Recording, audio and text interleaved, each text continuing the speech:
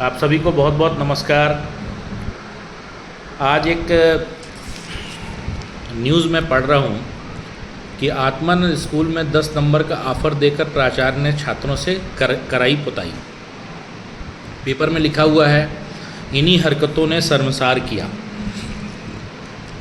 आज चाहे वो केंद्र सरकार हो चाहे राज्य सरकार हो, शिक्षा के विषय में नई शिक्षा नीति के तहत एनसीएफ 2023 के तहत वोकेशनल एजुकेशन की तरफदारी की जा रही है। प्रधानमंत्री जी सब जगह स्किल की बात कर रहे हैं। इस प्राचार्य ने 10 नंबर के लिए बच्चों से बोला कि आप पुताई कर दीजिए।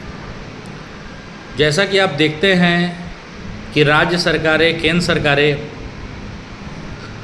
भारत की शिक्षा की गुणवत्ता को सुधारने के लिए अधिकारियों को या मंत्री स्वयं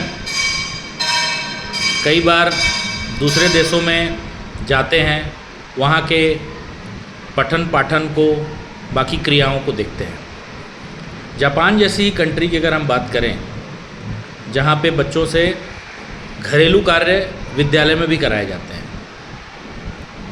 मतलब उनको टॉयलेट साफ़ करना भी सिखाया जाता है या फिर साफ़ सफाई करना सिखाया जाता है। अब मुझे ये समझ में नहीं आ रहा, ठीक है उस प्राचार्य ने उस 10 अंक के लिए वो काम करवाया, लेकिन अगर बच्चे अपने विद्यालय की रंगाई पुताई सेफ्टी रखते हुए कर रहे हैं जिनमें उनको नुकसान ना हो, तो मुझे नहीं लगता कि इससे बहुत ज़्यादा नुकसान किसी को होना चाहिए, सरकार को परेशान होना चाहिए या अधिकारियों को दिक्कत होना चाहिए। सोच की बात है, क्योंकि आज जो सबसे बड़ी समस्या बच्चों में आ रही है, ग्रामीण बच्चों में तो अलग तरह की समस्याएं हैं, शहरी बच्चों में अलग तरह की समस्याएं हैं। अधिकतर जो पालकों को समस्याएं आ रही हैं, क्योंकि हम भी पालक हैं, कि बच्चे घर का काम नहीं करना चाहते। कहाँ से करेंगे भाई?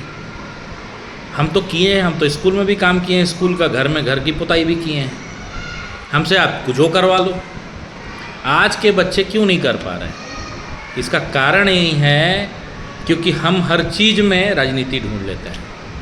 अगर वो प्राचार्य करा रहा है तब उसमें हम एक नया एंगल ढूंढ लिए कि भी पढ़ाना लिखाना छोड़ के वो पुताई करवा रहा है, या पढ़ाना लिखाना छोड़ के वो फला काम करवा रहा है। लेकिन आप ये तो देखिए कि ये भी तो एक स्किल का काम है। हर कोई दीवालों की पुताई नहीं कर सकता। हम लोगों ने बचपने में किया है, ठीक है, आज नहीं करते हैं, अपन नौकरी में हैं, अपन करवा लेते हैं, लेकिन ज़रूरत पड़ जाएगी तो हम पुताई कर लेंगे। हमको आती है पुताई, ब्रश कैसे चलाना है हमको आता है, टॉयलेट कैसे साफ़ करना है हमको आता है, पोछा कैसे लगाना है हमको आता है। इवन कि जब पहले स्कूटर थे तो स्कूटर की सर्विसिंग कैसे करनी है हमको आता था। अब कोई हमको सिखाया थोड़ी है, ये हमको करवाया गया, कहीं ना कहीं से हम सीखे हैं। गमलों में पौधे कैसे लगाना है हमको आता है। ग्राउंड की सफाई कैसी करनी है, चारों को कैसे छीलना है, ये हमको आता है। ये कहाँ से आता है? कोई ना कोई गुरु तो हमको सिखाया ना। कोई ना कोई उस समय कढ़ाई किया तो हमने सब्बल से हम गड्ढा तक खोदे हैं अपने विद्यालय में, पोल तक लगाए हैं। तो ये जो लोग बैठ के ऊपर आज इस तरह के नियम कानून की बातें करेंगे, खुद टीचर ने इनको करवाया है। आप एक शिक्षक से शासकीय सारे कार्य करा रहे हो, आप उनको अलग विभाग देते हो, खुद उन कार्यों में जैसे वो कभी नहीं पठन पाठन करा पाते। कई बार तो शासकीय में तो मैं कई शिक्षकों से जैसे बातचीत करता हूँ तो मेरे को बोलते हैं, भाई हम तो क्लास में ले ही नहीं पाते क्योंकि हमको इसका काम दे दिया गया, हमको उसका काम दे दिया गया, हमको फला काम कर दिया, हमको ढेका काम कर दिया।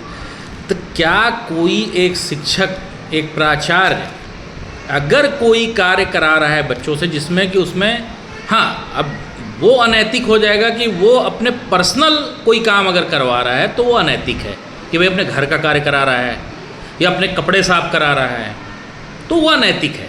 लेकिन अगर वो विद्यालय की साफ़ सफाई करा रहा है, अगर रंगाई पुताई करा रहा है, अगर बच्चों से विद्यालय को साफ कहने को कह रहा है और उसमें सेफ्टी और सिक्योरिटी, और बच्चों का भी देखिए, बच्चों को तो आप जैसे ढालोगे वैसे बच्चे ढलेंगे। मत बनाइए अपने बच्चों को इस तरह, नहीं तो आने वाले टाइम में ना वो कोई काम नहीं कर पाएंगे। अब बार बार रील्स में चाइना, जापान और बाकी कंट्रीज़ का वीडियो डालते हैं कि वहाँ के बच्चे एम्ब्रॉयडरी कर रहे हैं, वहाँ के बच्चे अपना सफाई खुद कर रहे हैं, तब तो आप तालियां पीट रहे हैं। लेकिन जब वही क्रियान्वयन हम में से कोई व्यक्ति कर देता है तो उसको आप कानूनी पेंच में लाके फंसा देते हैं। ये हतोत्साहित कर रहे हैं आप। शिक्षक अपने आप को खींच लेगा। और मैं बता दे रहा हूँ, शिक्षक चाहे किसी भी स्तर का हो, प्राइवेट हो, सरकारी हो, ट्यूशन पढ़ाता हो, कोई भी शिक्षक हो, असली बदलाव शिक्षक ही ला सकता है।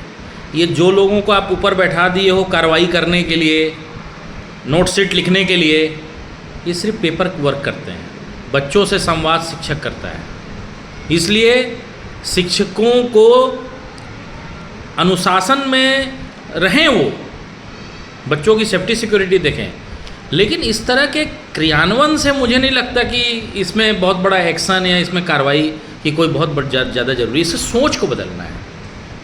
आर्टिकल्स इस तरह से लिखे जाते हैं कि इसमें शर्मसार, क्या शर्मसार हो गया भाई? हम किसी बच्चे से अगर कोई स्किल का काम करा रहे हैं तो उसमें शर्मसार वाली बात क्या है? मतलब डर सा लगने लगा है, मालूम है? क्या पढ़ा रहे हो आप? नहीं, आप क्या पढ़ाओगे बताओ?